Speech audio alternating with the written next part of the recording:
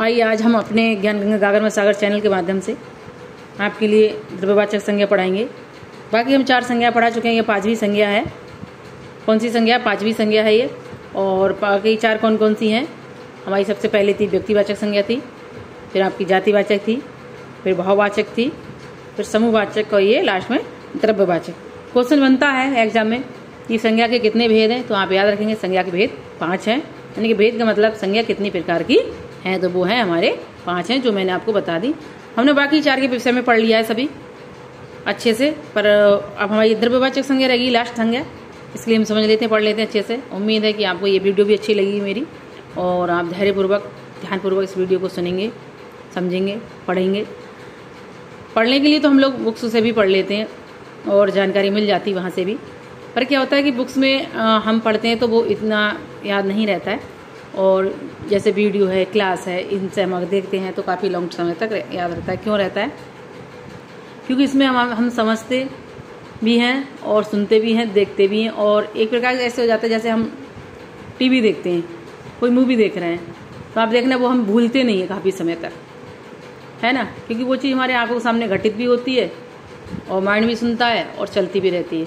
तो इसी तरह से जो है किताबों से अधिक हम जो क्लास की तरह पढ़ते हैं, क्लास में वीडियो देखते हैं, तो वो किताबों से ज़्यादा अधिक यहाँ पे याद लंबे समय तक याद तटस्थ रहता है माइंड में।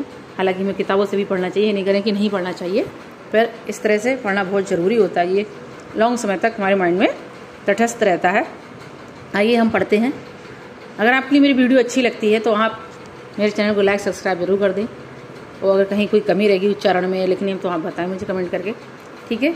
पढ़ते हैं सभी, आइए चलते अपनी क्लास की तरफ, सभी बढ़ेंगे, सभी पढ़ेंगे, ठीक है। पढ़ते हैं द्रव्यवाचक संज्ञा। क्या है द्रव्यवाचक? 5वीं नंबर की संज्ञा है। कौन से नंबर की है? 5वीं नंबर की है, ठीक है, द्रव्यवाचक संज्ञा।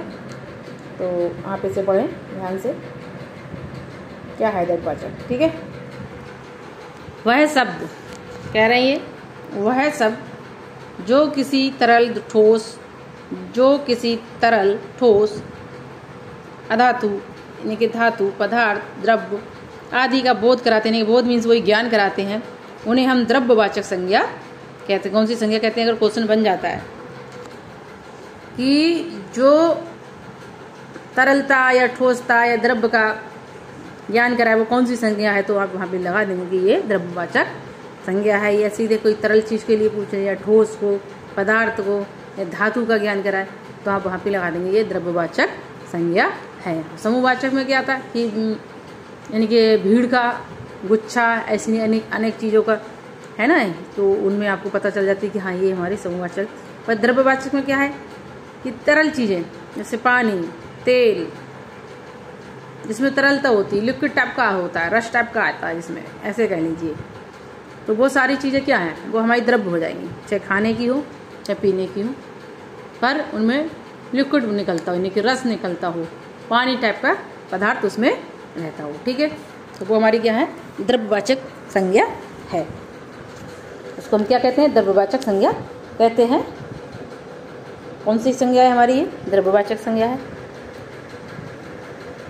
पढ़ते हैं इसे। द्रव्यवाचक संज्ञा अगणनीय होती है। कह रहे हैं द्रव्यवाचक संज्ञा होती है, इसकी हम गणना नहीं कर सकते। किसकी? हाँ, क्वेश्चन बन जाता है कि द्रव्यवाचक संज्ञा को क्या हम अगणनीय होती है कि गणनीय होती है, क्वेश्चन बनेगा वहाँ पे, तो आप वहाँ पे टिक करते हैं कि द्रव्यवाचक संज्ञा अगणनीय होती है। कैसी होती है? अगणनीय को गिना नहीं जा सकता। अगणनीय का मतलब गिना नहीं जा सकता। क्या करा जा सकता है इसका? तो देखिए बता रहे भी इसी परिभाषा में। और इन्हें ढेर के रूप में तौली या मापी जा सकती है। हाँ, इनको तौला जा सकता है, मापा जा सकता है। तौलने का मतलब जैसे किसी चीज़ को तौलना कि 1 किलो सब्जी दे दो, तौल दी, 4 किलो सब्जी दे दो, कोई भी चीज़ तौलने की होगी वो तौलने वाली हो गई। और मापे का मतलब जैसे 1 लीटर दूध मापना ही तो हुआ, 1 लीटर तेल, इसको मापना कहते हैं। तो क्या है ये? नहीं कि जो तोली जाती हैं और मापी जाती हैं। क्वेश्चन अगर बन जाता है कौन सी ऐसी संज्ञा है कि जिसमें तौला और मापा जाता है, तो आप बता देंगे वहाँ पे द्रव्यवाचक संज्ञा है। क्वेश्चन ऐसे भी अगर आ जाता है तो देखिए कितने क्वेश्चन बन गए हमारे यहाँ पे। कौन सी संज्ञा है जो ठोस या तरल होती है, तो वो हमारी द्रव्यवाचक संज्ञा है ना। तौलियों मापी जा सकती है, कौन सी संज्ञा वो हमारी, तो भी हमारी द्रव्यवाचक संज्ञा है। यहीं से क्वेश्चन बन रहा है, आप देखिए 2-3 तो अभी यहीं से बन गए। तो आप कंफ्यूज नहीं होंगे कि कैसे भी करके क्वेश्चन पूछ ले एग्जामिनर, आप उसे कर देंगे कि क्या है द्रव्यवाचक संज्ञा। उम्मीद है आपकी ये सॉर्ट आउट हो गया होगा यहीं पे कि द्रव्यवाचक संज्ञा क्या है, और बाकी और अच्छे से समझ लेते हैं, है ना। इसके लिए भी वो समझना बहुत ज़रूरी है। उदाहरण ले लेते हैं, इसके देख लेते हैं क्या है उदाहरणों में। ठीक है, उदाहरण ले लीजिए। चलिए, पानी, देखिए जो मैंने बताया था, पानी, घी, तेल, कोयला, चांदी, सोना, फल, सब्जी, हीरा, लोहा, चीनी आदि सब क्या है। घी हमारा द्रव्य में आ गया, तेल भी आ गया, हमारा मापने वाला हो गया ना, पानी भी मापने वाला हो गया, और बाकी जो चीज़ें जैसे कोयला है, चांदी है, सोना है, से सब तौली जाती है ना। तो कहानी इन्हीं की जो तौलनी और मापने वाली होती है वो कौन सी संज्ञा होती है, वो द्रव्यवाचक संज्ञा होती है। क्वेश्चन बन जाए तो अपने मापने वाली संज्ञा कौन सी है, तो द्रव्यवाचक संज्ञा है। ठीक है, आप इसको ध्यान रखेंगे कौन सी संज्ञा है, द्रव्यवाचक है। इसे संज्ञा कौन सी संज्ञा कहलाते हैं, द्रव्य। इन्हें गिना नहीं जाता, इन्हें गिना नहीं जा सकता, तौला मापा जाता। हाँ, अब क्वेश्चन में जाता है कौन सी संज्ञा ऐसी है जिसको गिना नहीं जा सकता, तो आप याद रखेंगे वो द्रव्यवाचक संज्ञा है, या मापा जा सकता है तो वो द्रव्यवाचक संज्ञा है। नहीं, जिसे नहीं गिना जा सकता वो कौन सी द्रव्यवाचक संज्ञा हो गई। क्लियर हो गया, बहुत अच्छे से मैंने यहाँ पे समझा दिया है। ठीक है, और हम देख लेते हैं, उम्मीद है बहुत अच्छे से समझ में आ रहा होगा आपकी। आप कभी ज़िंदगी में द्रव्यवाचक संज्ञा नहीं भूलेंगे, है ना। पढ़ लेते हैं आज इसे अच्छे से बहुत।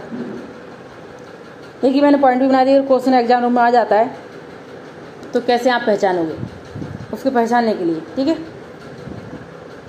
अगर द्रव्यवाचक संज्ञा आएगी तो वो समझ लेना, तौलने और मापने वाली अगर कोई चीज़ आ रही की विषय में पूछ रहे हैं तो वो हमारी क्या हो जाएगी, वो द्रव्यवाचक संज्ञा हो जाएगी। ठीक है, तौलने मापने वाली आ जाए तो आप इस चीज़ का ध्यान रखना कि तौला और जिसमें तौला और मापा जाता है तो वो कौन सी संज्ञा हो गई, वो द्रव्यवाचक। आप कुछ याद ना रखें, तौला और मापा जाता है तो वो कौन सी संज्ञा होगी, वो द्रव्यवाचक संज्ञा होगी। ठीक है, तौला मापा वाली। तो हम आइए नंबर 1 पे आते हैं। आज मैंने दूध पिया, दूध क्या है, मापा जाता है ना, मापने वाला है, तो दूध को आप अंडरलाइन कर लें, पता चल गया द्रव्यवाचक संज्ञा है। सोनार के पास जाएं, सोनार के पास सोना है, सोना क्या है, सोना भी तोला ही जाता है ना, ये याद कर लें। अगर आपको तरलता या कुछ भी याद नहीं रह रही है तो तोला मापा याद रखें, बस तोला जाता है। हाँ, पता चल गई, तोला जाता है, तो ये हमारी द्रव्यवाचक संज्ञा। नंबर 3 पाइए, आज मैं किसी को सब्जी लाया, आज मैं 1 किलो सब्जी लाया, 1 किलो लाया, नहीं कहा तोला जाए या मापा जाए, तो ये भी सब्जी भी हमें तौलने वाली थी, पता चल गया हमारी कि ये द्रव्यवाचक संज्ञा है। जिसमें मापा जाता तौला जाता है वो हमारी द्रव्यवाचक संज्ञा। आप कुछ मत याद रखो, ये याद रखो, तौला मापा वाली संज्ञा क्या है, द्रव्यवाचक संज्ञा है। अब ये कह रहे हैं आम, 4 नंबर, आम बहुत मीठा होता है। आम क्या है, आम क्या है, मीठा होता है ना, मीठा का क्या है, आम भी तो तरल है, उसमें रस जैसे निकलता है ना, तो आप याद कर लो कि जिसमें रस निकल रहा है तो वो क्या है, तो वो हमारे द्रव्यवाचक में आ गया। सब्जियों में भी रस निकलता है, यानी कहीं ना कहीं उसमें पानी रहता है, तो वो भी तरलता में आ गई। तो आप ये ना सोचें कि तौला मापे, इसमें तो समझ में नहीं आ रही, ये इसमें तो तौलने की बात नहीं करेगी, लिक्विड तो है। नंबर 5 पे आइए, नंबर 5 पे देखिए, अभी मैंने 1 गिलास पानी पिया, पानी क्या है, तरली तो है, पानी को भी नहीं मापा, मतलब मापा जाता है, तौला थोड़ी जाता है, तो तौले और मापने वाली, सॉरी हाँ, तौले और मापने वाली, तो यहाँ पानी को मापा जा रहा है, माप सकते हैं, और तरल भी है, यानी कि पतला भी है। तरलता तो इसी में भी होती है, तौलने वाले और मापने वाले में दोनों में ही होती है, इस्तेमाल होती है। मगर जो कन्फ्यूजन अगर आपको होता है कि मापने वाली चीज़, जैसे पानी को भी हम लीटर में ही मापते हैं, 1 किलो 2 किलो करके नहीं, तो ये क्या है, जो तौलने मापने, ये मापने वाला पानी आ गया, तो पानी क्या हो गया, इसमें आप ध्यान करें, तो ये हमारी द्रव्यवाचक संज्ञा होगी। आप बस ये याद रखें कि जिसमें अगर क्वेश्चन पूछ जाता है कि जिसमें तरलता होती है, द्रव्य होता है, तो वो कौन सी संज्ञा है, तो आप याद कर लें कि वो हमारी द्रव्यवाचक संज्ञा है।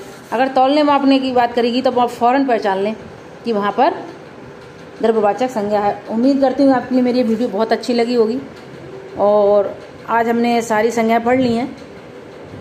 ठीक है, 5 संज्ञाएँ पढ़ ली।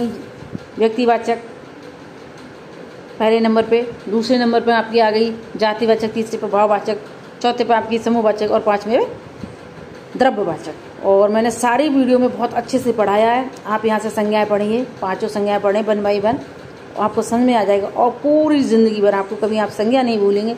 अगर आपको मेरे चैनल की वीडियो अच्छी लगती है तो आप मेरे चैनल को सब्सक्राइब जरूर कर लें, और लाइक करें और शेयर करें, और अगर कहीं कोई गलती हो रही है तो आप बताएं मेरे लिए कमेंट करके। मेरी वीडियो को देखने के लिए बहुत बहुत धन्यवाद। आपसे फिर मैं कहूँ कि आप वीडियो को दौड़ाएं नहीं, एक बार पूरा सुन जरूर लें।